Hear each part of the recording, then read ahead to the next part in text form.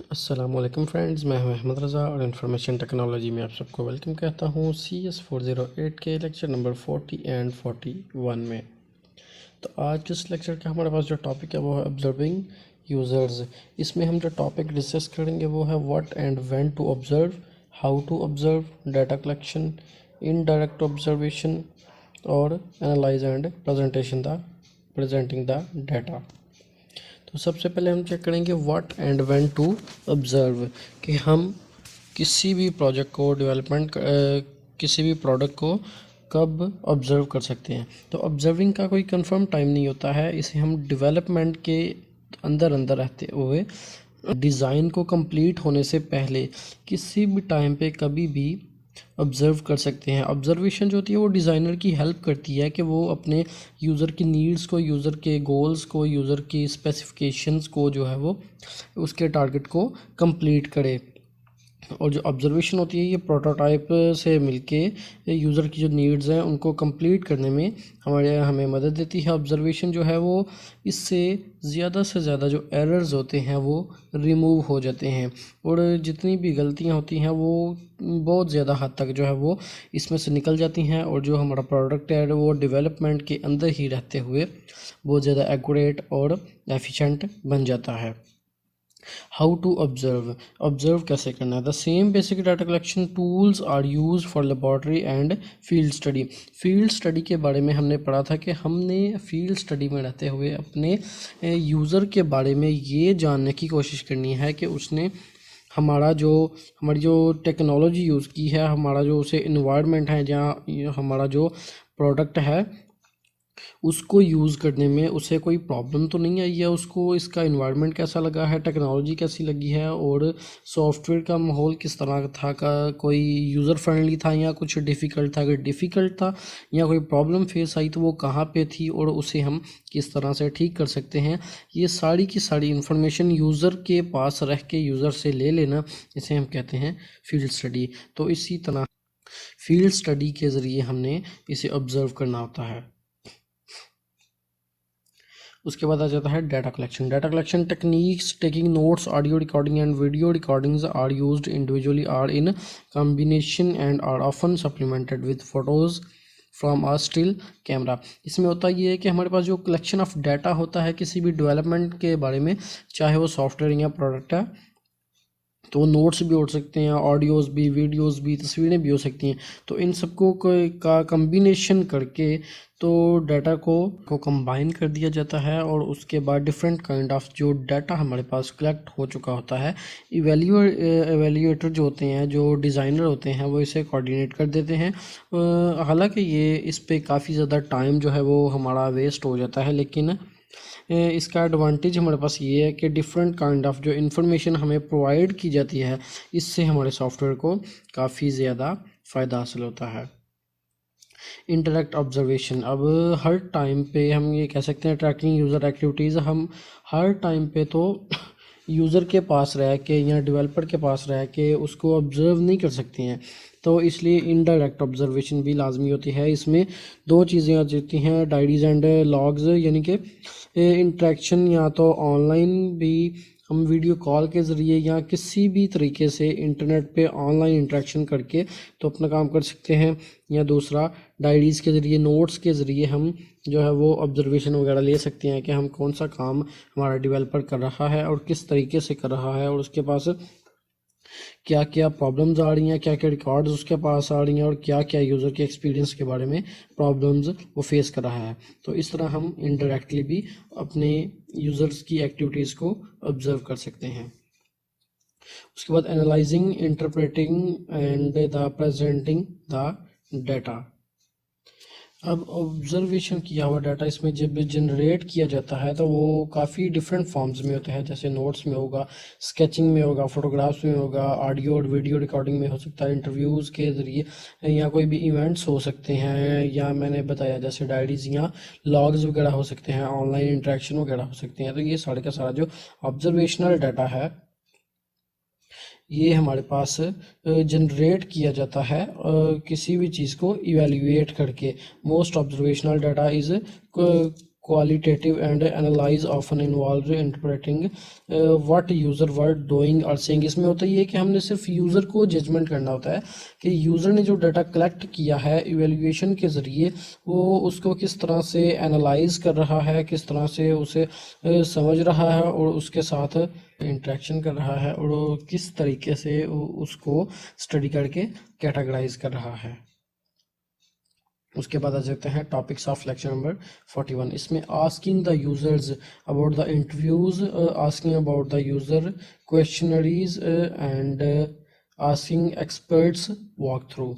तो इसमें हमने यूज़र के पॉइंट ऑफ व्यू से देखना है कि इंटरव्यू कहता है। नॉर्मल सी बात है, इंटरव्यू में होता क्या है कि कोई भी एक मेन टॉपिक होता है। फर्ज करें आप जॉब के लिए जाते हैं तो जॉब के हवाले से सामने जो आपके बंदा बैठा होगा वो आपको पहले तो सबसे आपकी बायो लेगा, उसके बाद जॉब के हवाले से आपको क्वेश्चन करेगा। तो यही होता है हमारा इंटरव्यू। यहाँ पे भी वही है, conversation with uh purpose.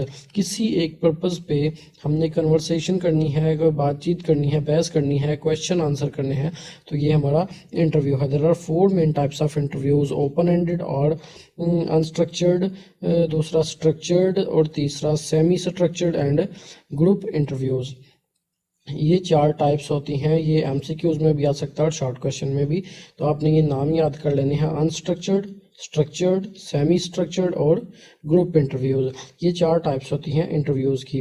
First 3 types are named according to how much control the interviewer impose on conversation by following a pre determined set of questions. के इंटरव्यू पहली 3 टाइप्स तो को नाम ऐसे दिया गया है जैसे इंटरव्यू लेने वाला अपने सवालों को किस तरह से बयान करके अपने आप पे कंट्रोल कर सकता है। और उसके बाद है the fourth involves a small group guided by an interviewer who facilitates discussion of a specified set of topics। इस चौथी टास्क में होता यह है कि इंटरव्यू लेने वाले के ही जरिए, डिस्कशन के जरिए सामने वाले की गाइडेंस की जाती है। उसके बाद आ जाता है developing questions and planning and interview. तो इसमें होता यह है कि जब हमने प्लानिंग करनी है तो अवॉइड लॉन्ग क्वेश्चंस। हमने ये देखना है कि बिल्कुल नॉर्मल और छोटे क्वेश्चन पूछ के ही हम अपनी बात को ख़त्म कर दें, ज़्यादा लंबे क्वेश्चन ना पूछें ताकि हमें कोई ज़्यादा बड़ी प्रॉब्लम ना हो। अवॉइड कंपाउंड सेंटेंस, ऐसे सेंटेंस से परहेज करें जो 2 या 2 से ज़्यादा क्वेश्चन से मिलके बना हो। Avoid using jargon and language that interview may not understand। ऐसी लैंग्वेजेस को यूज़ करने से परहेज करें जो आपके सामने बैठा हुआ बंदा इजीली अंडरस्टैंड नहीं कर सकता। तो ये चीज़ें होती हैं जो इंटरव्यू के प्लानिंग के टाइम पे हमें ज़हन में रखनी होती हैं। उसके बाद है अनस्ट्रक्चर्ड इंटरव्यू। ये होता क्या है, ये वन एंडेड और अनस्ट्रक्चर्ड इंटरव्यू है एट वन एंड। इसमें होता है कि control the interviewer has on process, they are more like conversation that focus on particular topic and may often go into considerable।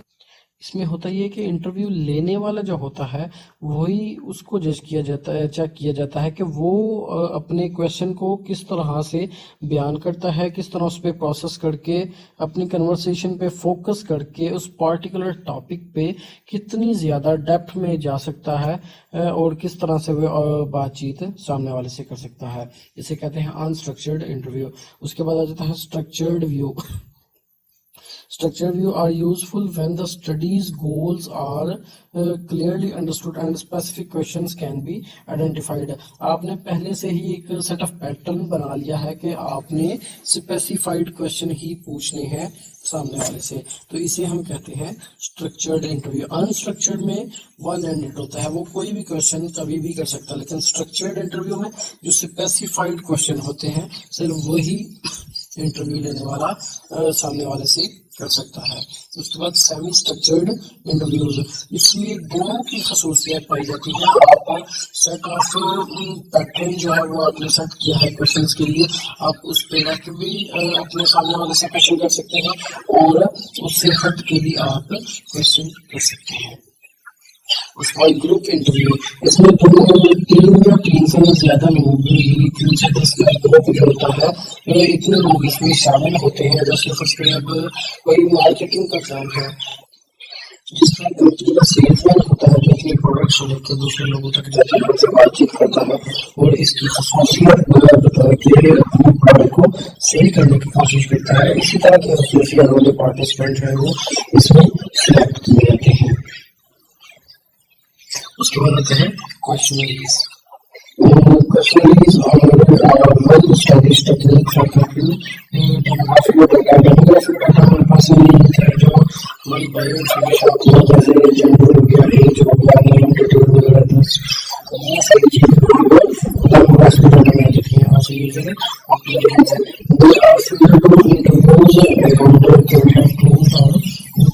Questions, इसमें किसी भी तरह के क्वेश्चन किए जा सकते हैं, चाहे वो पैटर्न्स पे हो या आउट ऑफ पैटर्न हो। मैंने क्वेश्चन फॉर बेसिक जैसे आप किसी भी जगह पे मिल जाते हैं तो सबसे पहले आपकी पर्सनल इंफॉर्मेशन के बारे में पूछता है, ये आपकी डेमोग्राफिक इंफॉर्मेशन होती है। उसके बाद आपकी एक्सपीरियंस के बारे में बात की जाती है, आप कौन सी जॉब करना चाहते हैं, कौन सी पोस्ट पे जॉब करना चाहते हैं और उसके बारे में आपके पास क्या एक्सपीरियंस है। इसके बाद आते हैं एक्सपर्ट्स, ये इसे एक्सपर्ट्स के यूज भी कर सकते हैं, जिसमें एक्सपर्ट की तस्वीर होती है और इसमें जो प्रॉब्लम होती है वो सॉल्व होते हैं, या प्रॉब्लम होते हैं कंप्यूटर में, कंप्यूटर डायलॉग में उनको चेक करके तो उनको यूज करने की कोशिश करते हैं, उनके बारे में गाइड करते हैं।